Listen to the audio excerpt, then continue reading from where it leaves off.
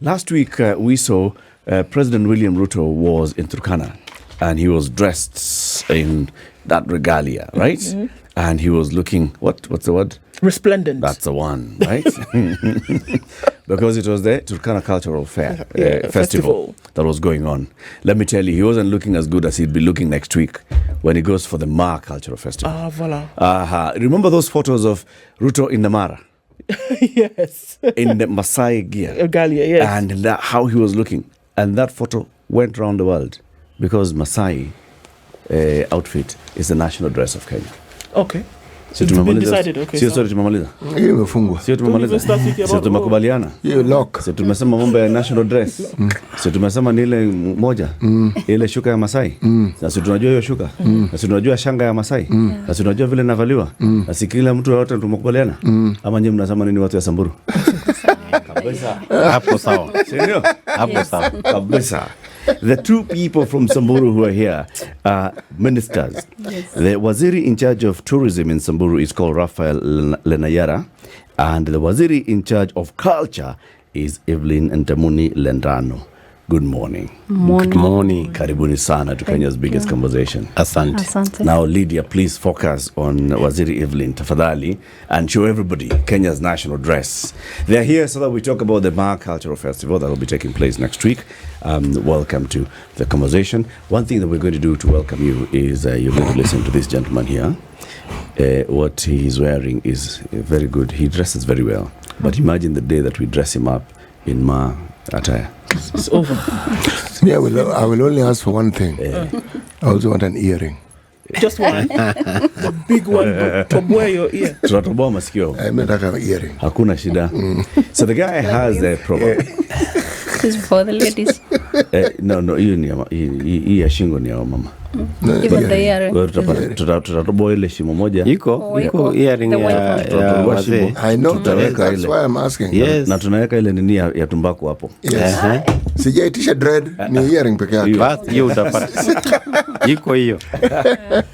So City will give you the day's proverb. Every week he goes to an African country, he comes up with proverbs. He comes with proverbs from that country, okay. And then he gives us a proverb. Your job is to listen to the proverb and give us your interpretation of it. Okay. Not necessarily their interpretation, yours, what the proverb says to you. So this week, where are you sitting? We are in the state of Libya. A country with a very, very rich history. As I mentioned in the earlier hour, in the 5th and 6th century, it was actually the center for Christianity. Now, those of you who are Bible thumpers, you will have understood that there was a gentleman called Simon of Cyrene. Cyrene is actually in Libya.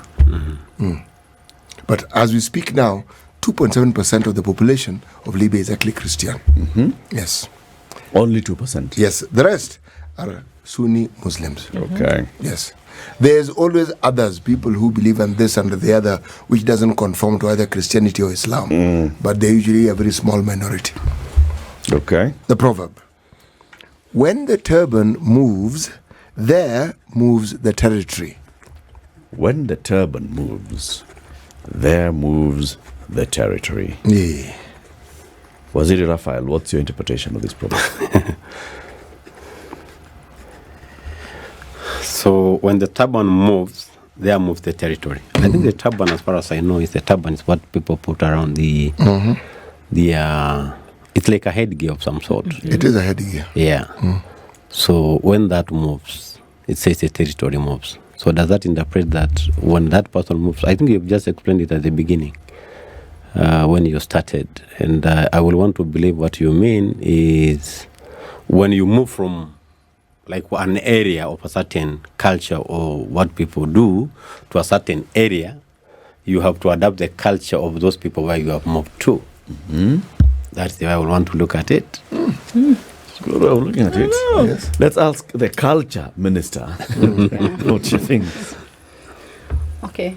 I think when the turban moves, there moves the territory. And he thought of Christianity as 2%, and that there was this notion of Christianity having cover their heads when they go and pray.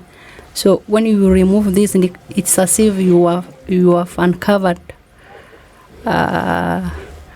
the person. So which is not normal according to that culture.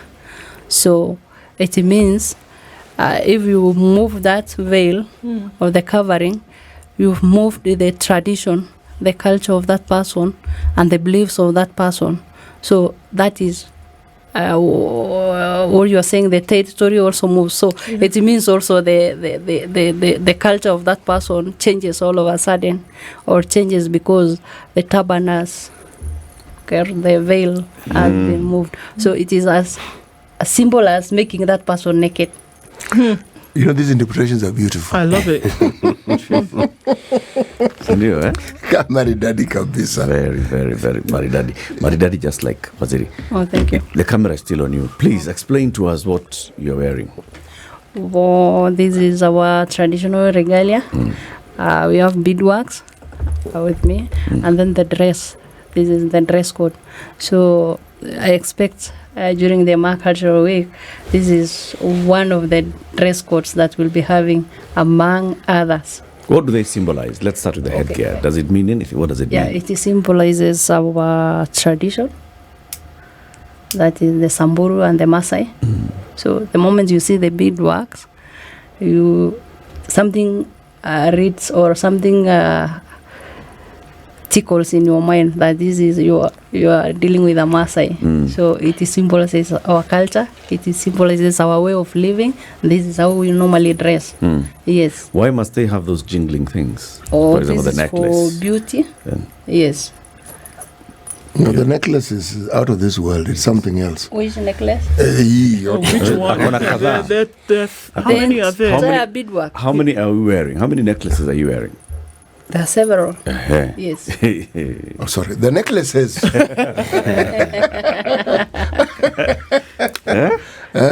They're out of this world. Yeah. Unauthentic. Okay. Yes. If you look at them, just to put it into a series input, the necklace at the head, you know, every person has a different wear. You see, like now what she has on the head, that's it's only for married ladies.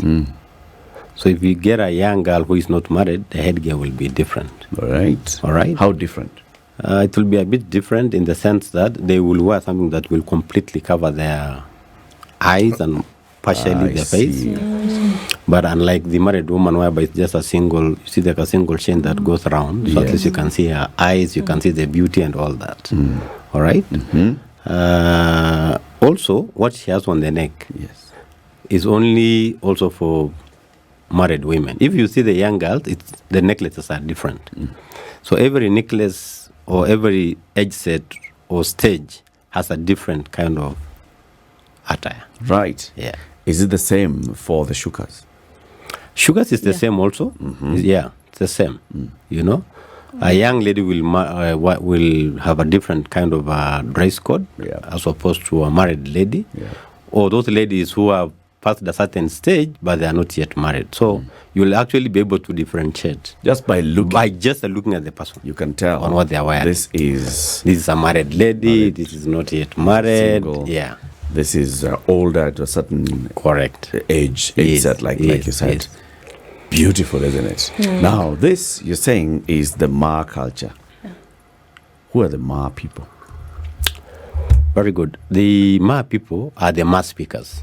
You know, the Ma is derived by the dialect Ma, because as you know, the Ma is generally a specific group of people that are both in Kenya, they are in Tanzania, they go all the way down to, Zambia, Zimbabwe, down there. And the Ma comes from, of course, that dialect that we speak. You know, when people talk of Ma, they only see the Maasai. But Ma is Samburu. We have the Jamus. We have the Maasais, who are from the south. We have people that we call the Real. And these are basically Rendiles who speak the Ma language. And if you look at it, we migrated all the way from the north. So Samburus were left in the northern part of Kenya, but our cousins went all the way down, to the southern side of the country, all the way to Tanzania, and further down. So ideally, Ma are the Ma speakers, the dialect itself. And as I've said, we are not just from the 3 Ma counties, but from many other counties, that is the Kajiado, Samburu, Narok, Baringo, Laikipia, Isiolo, Marsabit. So we are in all those territories. Okay. As I've said, that's all the way down to Tanzania. When you say Ma dialect, what's that? Are you saying that you speak the same language, all of you? Yeah. Correct. The Ilchamus, the Rendile, the Maasai, the ones across in Tanzania, in Arusha, they speak the same language? That is true. We all speak the same language. Depending on what area you are in, it slightly changes. Like if you a Samburu can clearly, if you look at Samburus and Maasais of Kilgoris, there is no difference when we speak. You will find a little bit of a difference when a Samburu speaks and a Maasai of Loitoktok, for example, like Kisongo. There will be a little bit of a difference. When Ijamus and Samburus speak, no difference, So, but at the end of the day, you can still understand what that person is saying. So they speak the same language.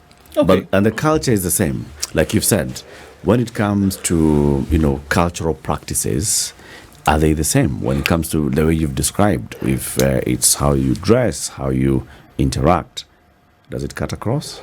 Absolutely. Culture is the way of life, the way you live, what you do on your day-to-day life, what you practice, what you eat. That is what is culture. It's basically the way of life for certain communities or certain grouping of people. So if you look at the Ma speakers, the Ma people, that is, as I've said, the Maasais, the Samburus, the Jamus, the Arials, and all those, they basically live the same way of life. They do the same practices, same cultural practices. The food they eat is the same, they basically live the same way of life, for lack of a better word. When we talk about the preservation of culture, I'm interested to know what things were done or how this culture has been preserved. If you look at Kenya coming outside in, I think one of the most photographed tribes in Kenya is the Maasai. And for a lot of people who come out of Kenya without having an internal knowledge of what happens, you would think that all Kenyans are Maasai just because of what you see on the outside. And I think, of course, it's not the truth because there's so much more, but it is a spectacular representation of culture. Why or how do you think that this particular culture has been preserved? Why? And what have you been able to do to insist on that? Okay, thank you. So, the Maasai culture, the holders of the Maasai culture, the Samburu Council of Elders. So we have Council of Elders. So from one age set to another, they transfer this knowledge. So when we have age set that is transiting from one to another, that is when the young boys are being transited to the next age set, they are being trained.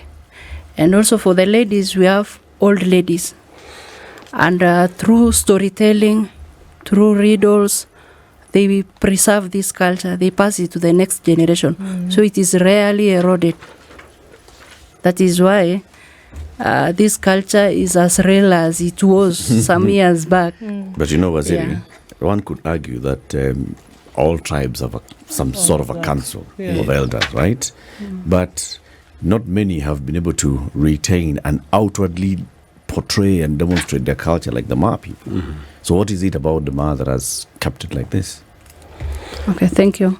I think for the Ma, it is special because we have different rites of passage. We have different way of, that is the unique way of living that we, just by being a Ma, you get to know what is required of you from this age set to the next. So it's actually their way of living. We've never been maybe tampered with the way we live. That is, and also they click to their cultures. Though we receive pressures from modernization and also neighbors, communities that we are living with, but still, this is very unique for the Ma, because for them this is just the normal way of living. So as long as they retain this way of life, I don't think there is any dilution of their culture. So they have several ways of doing it. Like they come together during circumcision. During even the giving birth of a baby, there is a ritual that is done, and the entire community gets together. So I think this coming together all the time, celebrating several ceremonies together, ensures that this culture is preserved and that it is also passed to the upcoming generations. So this is unique for us.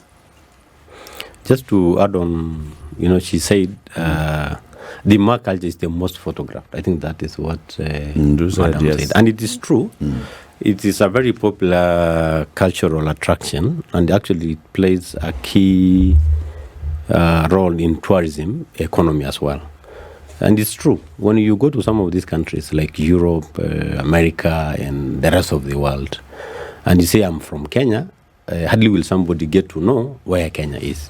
But when you say you are a Maasai, they say, now that is, they actually know Maasai or Ma culture more.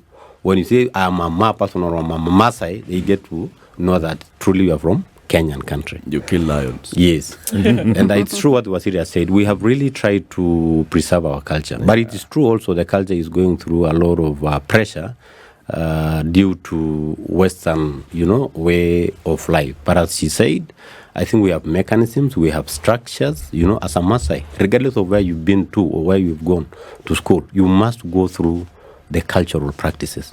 For you to graduate from one stage to the other, you must go through those traditions. I'm sure being a Maasai. Even if you have gone to Harvard University, for example, you must come back home to go through some of these rites of passage. The thing is, there are many people who argue, Raphael, that, the Maasai did not interact much with the Western culture, with the Mzungu when they came in, but that's false. It is. Just the positioning of where the Ma people are, as they were building the railway, the interaction with the Ma people from all the way. Yes. They displaced the people from Laikipia. They engaged with them. They fought with them. Right here in Nairobi, this was Ma land. I mean, Ma owned like half of the country. Oh, yes. In those days. So why is it that the Ma people were able to not take in that influence of the Mzungu then? Because this is what we saw, has been said, that this is what happened to the other cultures. The other cultures, sort of embraced the Western way of life. They embraced education. They embraced Christianity immediately. And with that, especially for like those in Mount Kenya, it's changed a lot of impacted their culture. City. Mike, go on. Yeah, it is true. And many people think that we have never interacted with these Musungus, so our culture was never interfered. But you've just said it rightly. All the way when they're doing the railway, they were passing through the Maland. Nairobi was a Maland. Like Kipia, for example, where most Musungus pushed the Samburus, the Maasais out of that land. That was Maland. But, it is just a true example of saying if you come to an organization that has no culture or they have no structures, you can easily be able to influence that organization to go your way. But if you find people who have already their structures, their way of life, Maasai knew God way before, because many people are influenced through church, when the Musungus came into this country, and you are influenced to say you have to go to church to pray to get closer to God. But even before Musungus came, we had Ngai. So Samburus knew whether I go to church or remain at home, I will still pray and God will hear my prayers. And so that is one way that has really, just by having those structures, that is one way that has really helped these mass speakers to really retain their culture. And I think in some few areas, people even resisted going to schools. Why? Because they saw it changing their way of life. Yeah. You know, if somebody comes to you and tells you, for example, my brother here, that you must remove your shirt and wear something else because the shirt you are wearing is not, it shouldn't be your way of dressing. And you found me dressing the shuka all along. I feel it comfortable being in those shukas. I don't see why I should go your way by starting now putting on a shirt, trousers, and all that kind of a thing. So I think by just having those structures and family having our traditions, believing in the way we used to live, that has really helped the Ma people not to change their way, like many other people fall into trap by going to church and by so doing. I'm not saying church is bad. Even if you look at it today, if there are any other stronger believers, actually they're Ma speakers. Yeah. So I think we just stood firm. We never fall into the trap, and we retained our culture alongside the church. Okay. We're talking about the Ma Cultural Festival, which was coming up soon, and it's being hosted this year by Samburu County. And that's why the Minister in charge of Tourism in Samburu County, Raphael and Lenayiara, and the one in charge of culture, Everlyne and Ntemuni, Lentaano, are our guests. Ma Cultural Festival is coming up very soon, and that's why we are hosting two CECMs from the host Samburu County, Raphael Lenayiara, the CECM for Tourism, and Everlyne Ntemuni Lentaano, who's a CECM for Culture. When will this take place, the festival, Raphael? Yeah, thank you. The festival will take place as from the real actual dates of the action is 7th, 8th, and 9th. Ideally, 6th will be the day of arrival for all those who are coming to celebrate with us the Ma culture. And so the dates are from 7th to 9th. Just to say, this is the second edition of the Ma culture that we are celebrating. The first edition was Lentaano County hosted the first edition. And the first one, this is a bit different. The second edition is a bit different in the sense that when we did the first edition, it was purely for Ma people coming together. I'm also told the first time ever for the Ma people to come together was that time. Every other time when we used to come together, we come together and there is always a conflict for resources and whatever. But that time when we had this first edition in Narok County, which was at Sekenani, it was really the first time that all the Ma speakers came together. To celebrate our culture. This time round, the second edition is being hosted at Samburu County, and to be specific, it will be at Samburu National Reserve. And the event will take place, as I said, from 7th to 9th. Every day is unique in its own way. The first day, which is 7th, we are celebrating our Ma women. And so we will have all the first ladies gracing the day. Of course, being our first lady is taking lead. That is the first lady of Samburu, first lady of Narok, and first lady of Kajiado. As we speak, we have a number of other first ladies who have already confirmed, and so we are looking forward to hosting all of them. The second day, the theme will be like Leaders Day. So we will have all our leaders being led by our governors, taking lead on that specific day, which will be the 8th. And of course, our MPs, our women rep, together with other Kenyan leaders. You know, when we did the first edition, the president made a pronunciation that going forward, this is going to be a national day. So we are celebrating Ma culture, but it will bring together all other Kenyans and all other people from different walks of life, far and wide, America, Europe, all over the place. But we are going to celebrate our Ma culture. Of course, the last day, which is the 9th, we are going to host His Excellency, the President, Dr. William Ruto. That will be the last day. That is the 9th. So that is basically how the days will look like. But in every day, it will be packed with activities. So we urge all Kenyans, we urge every other person out there to come and celebrate this unique Ma culture. What are these activities, Waziri Everlyne? Yeah. I mean, what is it? Well, when you say you're coming and then there are activities, what do those activities be? And what would you guess? Dancing. There must be dancing. Right? There must be food. Oh, yes. Last time I got nyama. Nyama. Yeah. What are the that's not What is activity. Ma Cuisine? Yeah. Ma Cuisine, from the word cuisine is more or less like a delicacy or the foods that people enjoy. So our cuisine, what is the real Ma food? Our real food, and I'm sure my brother Latiff knows, is milk and meat. We eat what we can be able to reach out to easily. And our livelihood revolves around livestock. That is the goats, the cows, camels. Because the reason why we have wildlife today in all areas where the Ma people live is because we also don't eat the wild animals. In this country today, the only place you will find a lot of wildlife in numbers is where the Ma people are. Talk of elephants, talk of zebras, talk of whatever you will want to name it. So our cuisine, our dialect, our food, mainly is the milk and meat. So the day you will come for this culture, you will have plenty of those Waziri? too. Yes, sir. I'm cool starch. Unaona wa Maasai, if you look at us, you can hardly find a Maasai who has a big belly.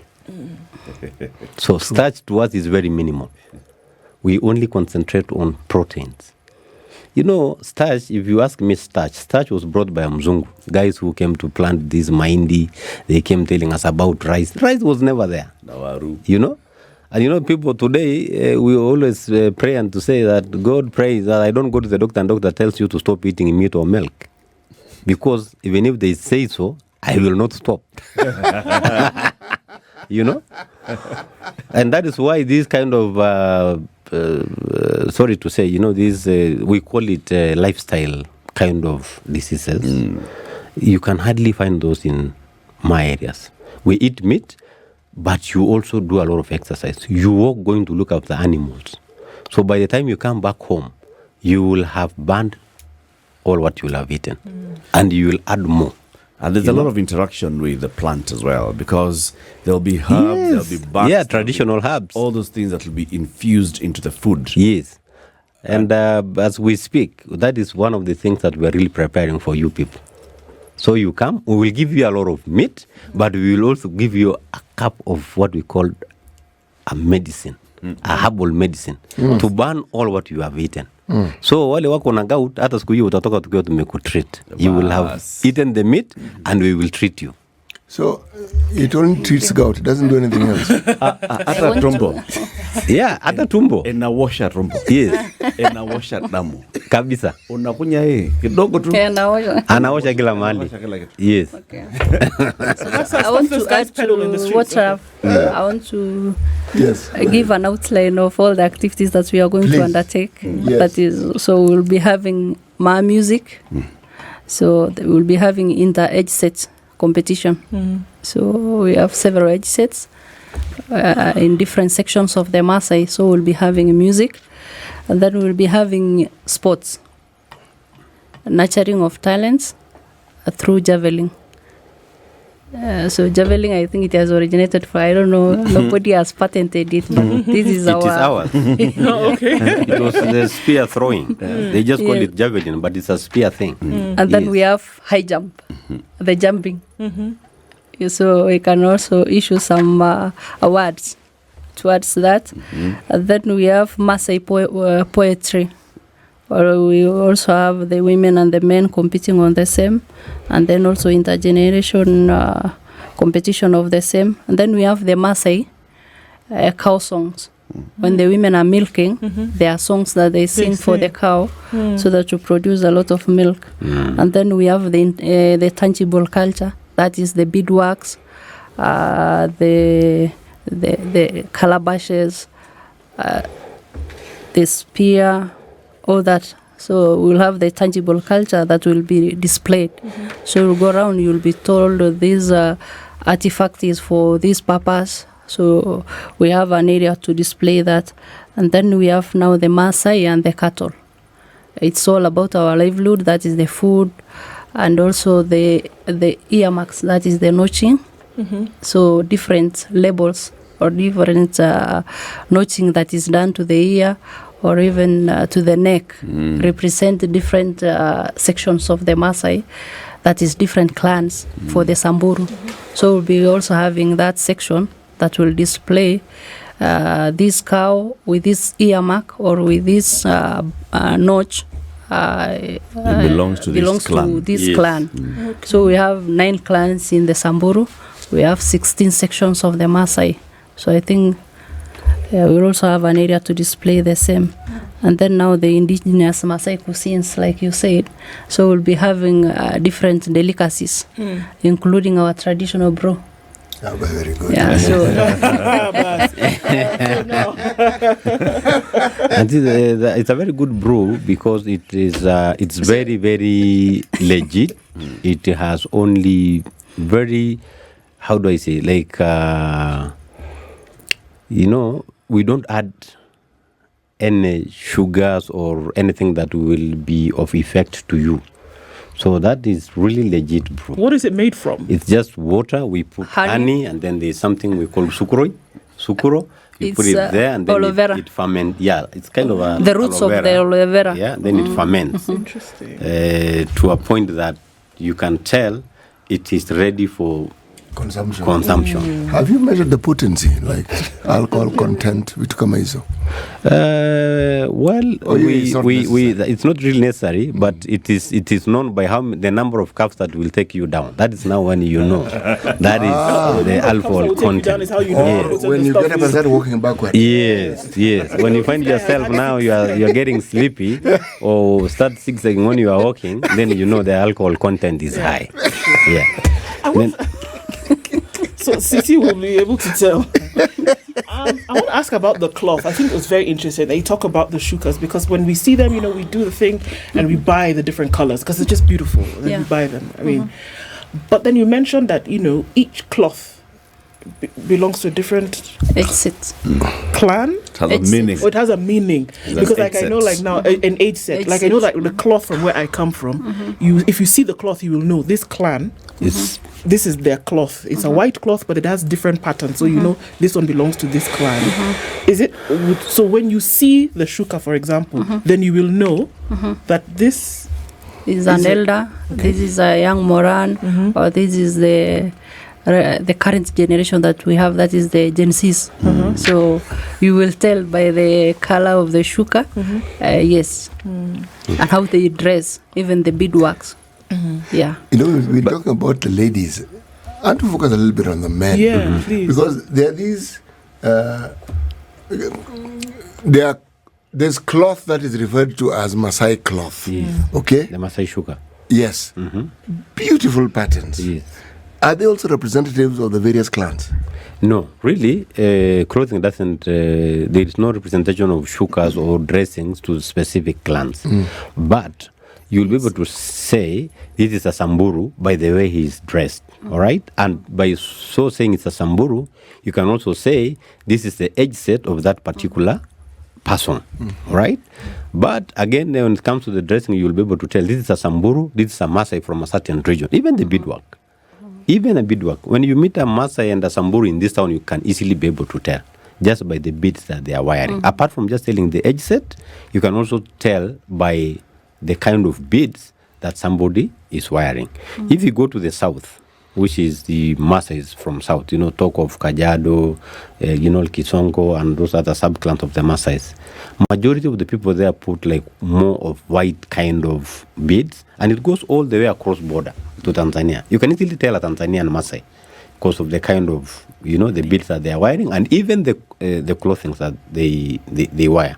So it's very easy that you can be able to tell this is a Samburu, this is a Maasai from a certain region of the country. But it might not be easy to say this is the subclan of this Samburu or a Maasai. That might be a bit hard to tell. Something I've always wondered about, the manner in which men, the Mark community, do their hair. The young Morans. Precisely. Yeah. What was the logic behind that? Because it's actually very beautiful, but what is the logic behind it? What is the thinking behind it? The kind of hair that you see, that is only for Morans. once you pass a certain, when you graduate from Moransim to like an elder, Yes. you are no longer allowed That's to put that kind of a deco. That is a sign of authority. You find Morans, those many years back, they were the, you know, like they were the KDF of this country. They were KDF. Those are the KDF of Samburus and Maha people. They are the people who are there to protect the clan against invasion from other invaders. communities, other Yes. invaders. So that particular kind of hairstyle that you see is only meant for those young guys who have graduated from boyhood to Moranhood. And they wear that, and it's part of beauty, by the way. Yeah. You know, and that hairstyle also comes in different styles. When you are looking at the animals, and during this drought period, you can hardly see it being let down, you know, like hair going down. They bring it back, they tie it at a certain very nice way, and they keep on taking care of it when it is there. But when now it has rained, there is lots of grass, there is water all over the place, they go back home, they now rembesha it, kind of a thing. They let it go down, they wear it when they go for singing. And you can also see ladies admiring, and this one has a better one, this one, you know, that kind of a thing. So it's only meant for young guys who have graduated from boyhood to Moranhood. Yeah. And there are specific people also who know. It's just like a salon. Ladies go to specific salon because there's a specific lady who knows how to plait your hair in a nice way. So even Moran, there's a specific person, Moran, who can do that, and they do it in a very nice way. So again, it's not every person who can be able to put you or do that kind of hairstyle. There are specific Morans within the Morans who are known to do that kind of specific hairstyle. So you'll find a Moran saying, I'm going to the salon, not really salon, but he's going to look for that Moran who knows how to do that kind of hairstyle. Knows how to twist it. Yeah. Nakupaka dongo, mzuri, namna hiyo. Yeah. Now, the areas that, instances where we are seeing more and more of culture in conflict with the law, right? Say, for example, cultural practices, FGM, cultural practices, early marriage, and such. How is the Ma culture dealing with this? Because it's really, really getting, this is where there's serious direct conflict between culture and the law. Yes. You see, law is something that has been imposed to us. Somebody comes and say, this is law, you are not supposed to do certain things. Yeah. But even before the law came into being, because law was just brought to us, isn't it? Yeah. We had a constitution at a certain stage, it changed. 2010 constitution is what we are currently following, meaning it overtook the constitution that was there or the law that was there. So even before this constitution came into being, we had our own constitutions as Ama speakers, and it was never in conflict with anybody. It is true today, of course, in certain circumstances, the law or the culture conflicts with the constitution, exactly like what we have said. Getting a Moran marrying, a person who is below or underage, for example. But with time, I think we have also graduated from that. So you now find very minimal instances of those kind of issues in the society. We also don't encourage. Of course, as we say, a culture has its own advantages, and to some extent there are also bad practices within the culture. And that are the kind of things that we are trying to say, like now, for example, FGM. We also don't advocate or encourage things like FGM. And I think if you look at it today, from where it has started, it has really gone down. So people are also getting to embrace education, to know education is also very important. And so they're taking these young girls to school, for example, and they're getting to evade or get away with, FGMs. So people are pole or slightly embracing in many cultures, practices like FGM were a rite of passage. Yes. So what is it that has been introduced that acts as not a replacement, but an alternative to this? Because rites of passage were there for a purpose. Correct. Yes. And it marked a certain period in one's life. Yes. Yes. You see, before, a rite of passage, and that is when a girl and a boy, let's start with a boy, which has no conflict with anybody. When a boy graduates from boyhood to Moranhood, the the rite of passage that you have to go through to undergo is circumcision. Yes. All right? It was the same with girls. But it has never been at any one given time. Girls will come together in a certain, because boys come to a certain place called a big manyata. We call it Lorora. And there is a specific time of the year or specific time, a season, specific season, where all the communities, all the sub-clans will have to do this circumcision. So there's a certain time, as I said, the KDF of Samburu, which is the Moran, will have to graduate from Moranhood to elder, now the other state, which is elder status, elder status. And so you have to have these other young boys to upgrade from boyhood to Moransim or the Morans. And the only way you can do that is through circumcision. Now, we have never had a specific season of the year or time or season that we say we will now bring all our girls together and circumcise them. A girl will go through the rite of passage if he gets the right person in his life to live with, and that is the husband, of course. And the rite of passage was you have to go through, of course, that FGM. But as you said, what has replaced that? You now realize it is true, girls will be brought together, they will not be circumcised. They will be taught certain practices of what is required of you. If you get to get married, how will you take care of your kids? How will you interact with your in-laws and all that kind of thing? In a classroom, not through the FGM kind of a thing. So you'll be taken to a certain area. The elderly women will come. They will take, it's like taking you for a retreat. You know, you are taken through a retreat. And out of that, you will basically graduate from that retreat. Yeah. Right. And you'll have gone through the rite of passage. So it is no longer FGM of some sort. So Evelyn, I think that is what has replaced. And I think Evelyn can add more. as the minister in charge of culture, right, you've got to promote culture, but at the same time, you also have got to now introduce these other alternatives to the people. How do you do that? How do you balance it? Sure. So, first of all, we do sensitization to the community. So that is key. And just to add to what Raphael said, that law always prevails. So there is nothing about going around the law. So the law always prevails. So all our retrogressive cultural practices, we are trying to sensitize the community so that we abandon that's retrogressive cultural rites of passage. So we do this by having seminars, different groups of ladies. We train them. So these are the TOTs, or we call them the champions. We also have those who can come out clearly and speak about it. So these are the champions that we take back to the community to go and preach to the ladies and to the entire community about the same. So we do that kind of work. So that is how we balance it. Okay. We have the TOTs, the champions that goes around to do the same, and we do follow up most of the time. So in every village we have champions, the anti-FGM champions, the GBV against GBV champions. So we have those champions around, and we empower them to reach to the hard-reach areas of Samburu County. Okay. Yeah, thank you. Well, so the Ma Cultural Festival is taking place next week, the 7th, the 8th, the 9th. You can arrive on the 6th, if so wish. It'll be at the Samburu National Reserve, and it's open to the public. We're encouraging all Kenyans to go there and celebrate with the Ma people.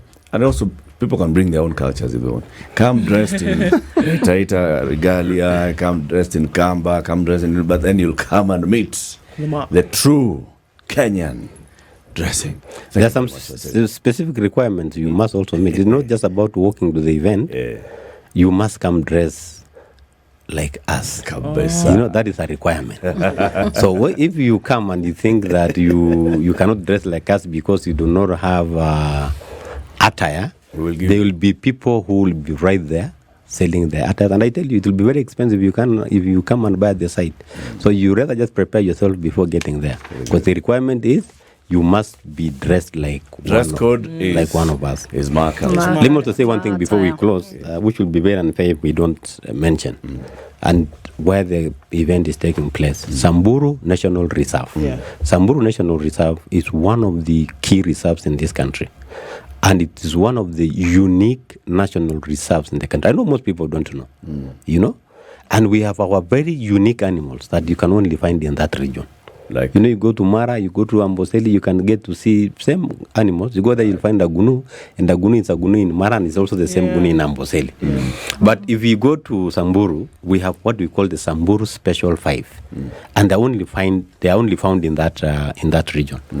We have the Besa oryx. It's a very unique kind of antelope with very long horns, and it's the only antelope that you'll find both male and females wearing, or rather having, the horns. We have the Somali ostrich. Somali ostrich is very unique from the Maasai ostrich, in the sense that the Maasai ostrich has, the Somali ostrich, the one that you'll find in Samburu National Reserve, has blue neck and legs, unlike the other one that has pink. All right? We have what we call the gravy zebra. You know those strong stallions? They look like a horse, but of course it has the stripes of a zebra, but very tiny stripes, unlike the common zebra that has bold kind of stripes. And by the way, I don't know if you knew, the stripes are like our fingerprints. They don't wear the same stripes. No two zebras So there is no, in one time, you'll find a zebra that has the same stripes in the whole world. It's nikama fingerprint, nikama thumb ya mtu. So the fifth? That is, I said the ostrich, I said the I said the Besa oryx, and I said the gravy zebra. We have what we call the long-necked giraffe, or gerenuk. It's a small kind of antelope, but with a very very long neck. I'm sure you might have seen it. But that one, the males do not have horns, and the male do wear horns. And of course, the last one is the beautiful giraffe, reticulated giraffe. So those are the Samburu Special 5. We welcome people. Apart from the culture, we still have beautiful places to visit. We have Ololokwi, where you can go for hikes. Asante sana. Waziri Tourism, lazima. You've done very well. Thank you. Raphael Lenayiara is the CECM for tourism in Samburu. Everlyne Ntemuni Lentaano is the CECM for culture. The Ma Cultural Festival next week. That's where we're all heading. This is the Situation Room, the only way to start your day.